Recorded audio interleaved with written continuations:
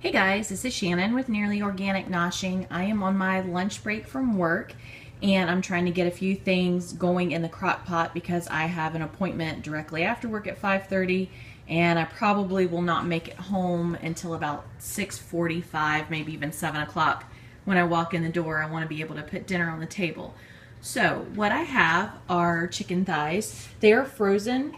I took them out of the freezer and just rinsed them off because I want to be able to pat them and have the seasoning adhere to them before I put them in the crock pot. And what I am putting on them is paprika, garlic powder, salt, and pepper. That's for the dry seasoning. And then I am going to be making a citrusy pineapple barbecue sauce to go on them with some garlic.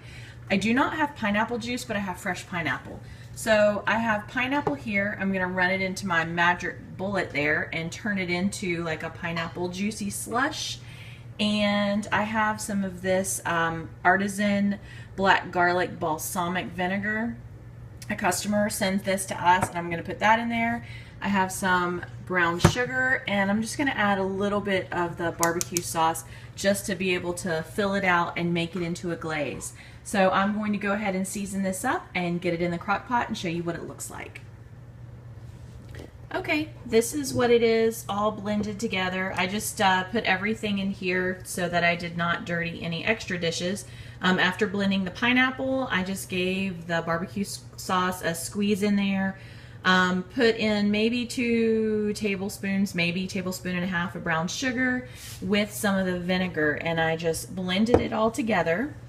And I'm just going to pour it over the chicken.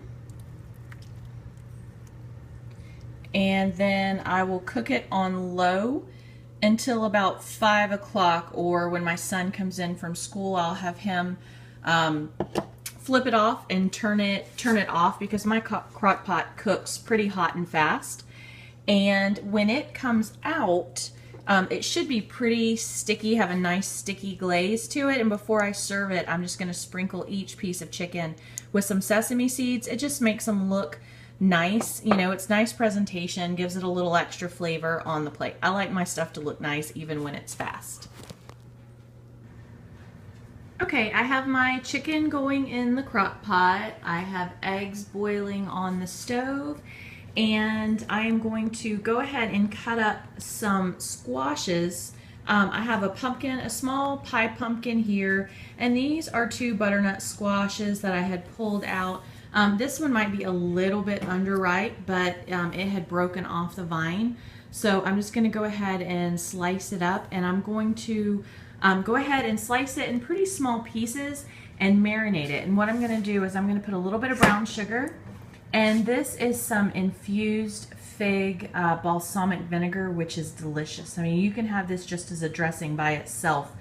Just drizzle that over like leafy greens and some fruit. It's delicious. And then this is some fig preserve that I had made last year.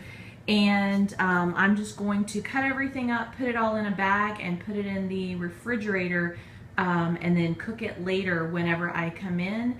And it will have a nice sticky, sweet fig glaze on it, which will be delicious to go with the chicken.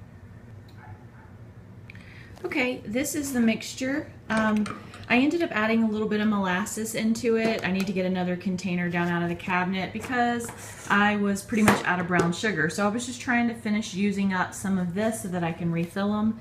And then I added my figs preserve in and my fig vinegar. And it's all mixed in. I'm just going to pour it over this, mix it all up, and let it marinate in the refrigerator.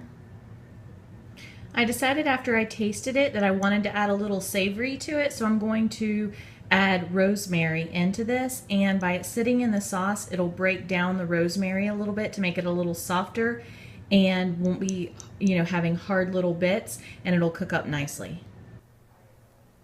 Okay, this is the mixture of the 3 squashes I have in here. I have the 1 little mini pie pumpkin and 2 butternut squashes, and they are all just mixed in. They have been marinating for hours in the refrigerator, and like I said, I added some rosemary in.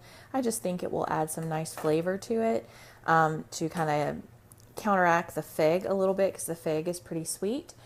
and it's something that's a little bit savory. And then I'm probably going to sprinkle some sea salt on it once it's on here and cooked. When it's still a little tacky, I'll sprinkle the sea salt so that it sticks to it. I have the squash in the oven, the chicken is done, the deviled eggs are in the fridge, and I am making some quinoa while the squash is finishing cooking. This is black garlic, and I'm going to dice this up. I have some red onions from the garden, some peppers, some carrots, and some quinoa.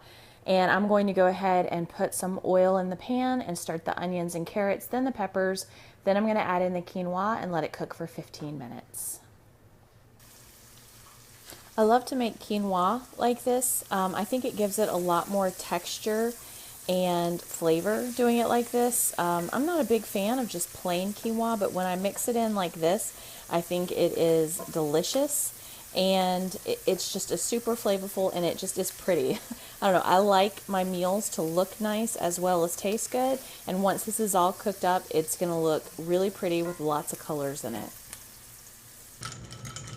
Okay guys, this is dinner. We have the pineapple brown sugar chicken, and I put sesame seeds on top, the quinoa with vegetables, some deviled eggs, and the fig glazed squash along with a roll and tea.